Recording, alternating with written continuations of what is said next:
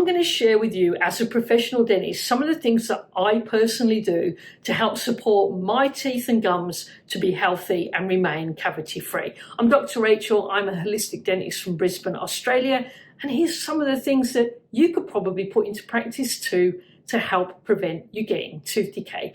So one of the things I do is after I've brushed my teeth, I don't rinse, I just simply spit a couple of times and then walk away. Now, my toothpaste contains things like xylitol, lots of minerals, antibacterials, and a thing called hydroxyapatite. And these are all designed to help combat bacteria and strengthen my tooth enamel. Now, if I rinse that off straight away, how long does it have to be an active ingredient? 2-3 minutes? 20, 30 seconds if some of you brush the way I know you do. But by leaving that on, it helps to allow the hydroxyapatite to fill in any little microscopic defects that I might be developing in my tooth surface. So it helps directly build enamel. It helps rebuild it and it helps protect it.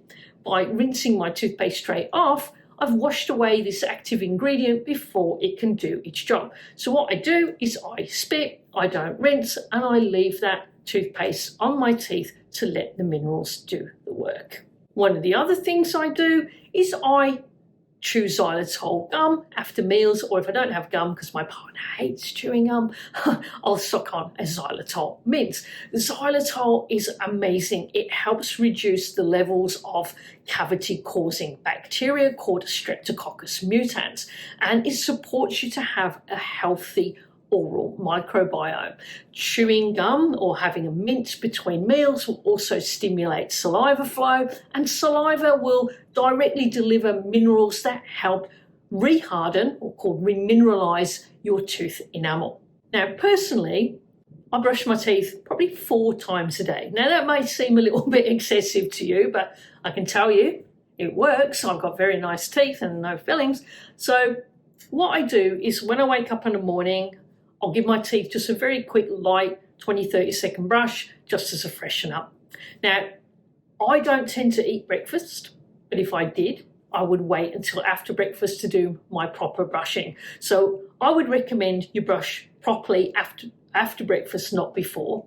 So I get up in the morning, I do my exercise, do all my bits and pieces, walk my dogs, and then I do a second thorough brushing of my teeth before I go to work. If on a weekend I've had breakfast with my family, which sometimes I do, I'm going to wait till afterwards. Now, the reason is when you eat, your enamel is already softened by acid attacks from bacteria that feed upon the food that you've had. So if you brush before breakfast and then you eat, then you go out all day and then you don't brush again till bedtime, that acid attack that you've had from breakfast is just dissolving your teeth too long for the day, and that can cause cavities, gum recession, and sensitivity. So brush your teeth after breakfast, not before, but wait 30 minutes after you've eaten before you brush your teeth, because that acid attack will slightly soften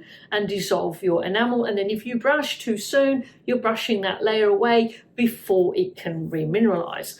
I also take quite a lot of supplements. I take things that contain things like vitamin A, vitamin D3, and vitamin K2. Now, you could take those as separate supplements. I take D3 with K2, or you can do what I like to do and take cod liver oil. Now, cod liver oil provides, it's very absorbable. It's one of the easiest ways that you can support your teeth and your immune system from the inside out. Now, why is that important? Well, vitamin D3, vitamin K2 help you absorb calcium from your foods and direct it to where it needs to go. They are very important for keeping your teeth strong and healthy. Another thing that I do, which might seem a little bit strange, is I use mouth tape when I go to bed at night, and I tape my mouth. So make sure I've given my nose a good blow and it's all nice and clear. Sorry, might be too much information for you, sorry. But yeah, you need to be able to breathe through your nose, and then I mouth tape. So it's strange, sounds a bit strange. So why do we do that? Well, basically mouth breathing is a really bad thing for your mouth. We're supposed to breathe through our noses. So by mouth breathing, it dries out your mouth and it puts you at risk of gum disease and cavities while you sleep. So taping your mouth shut and training yourself to breathe through your nose helps to encourage that nasal breathing and stop those problems of you getting cavities because you mouth breathe. You don't tape it shut like you're a kidnapped victim. It's just a very gentle tape that holds the lips together and encourages you to breathe through your nose, and you should be able to take that tape off very easily without too much drama. So if you are struggling to nose breathe, then you can do that. And I'm going to link to some videos on all these things that I'm talking about for you. You'll find them on my channel. One of the things I do after I've eaten on an evening, again, I'm going to have my xylitol, but I'm going to rinse round with some water, usually alkaline water, and then to make that more alkaline, I put mineral salts in that.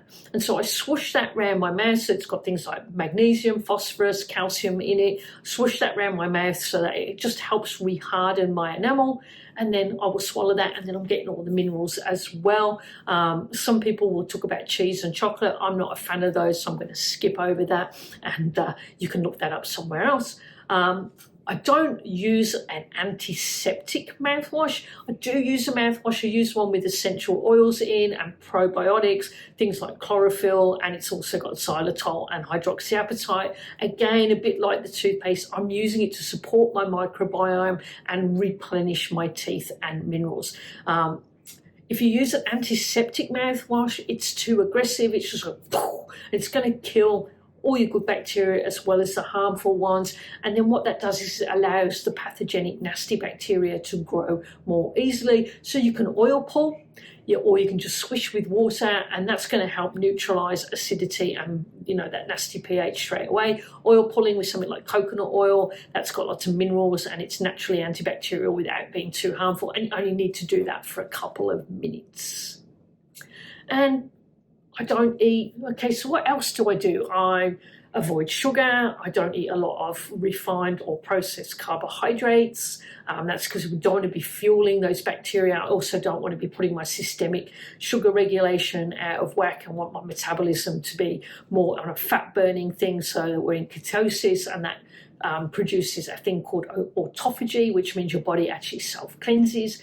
To help support that, I weight train 2 or 3 times a week, nothing too heavy, just enough to keep my muscle mass up, walk regularly, and something that I have discovered recently, I mean, I've been very into this, but couldn't do it regularly because of time constraints, infrared saunas. So I've got a sauna blanket at home. I'm not affiliated, but I will give a shout out to Hydrogun heat pods.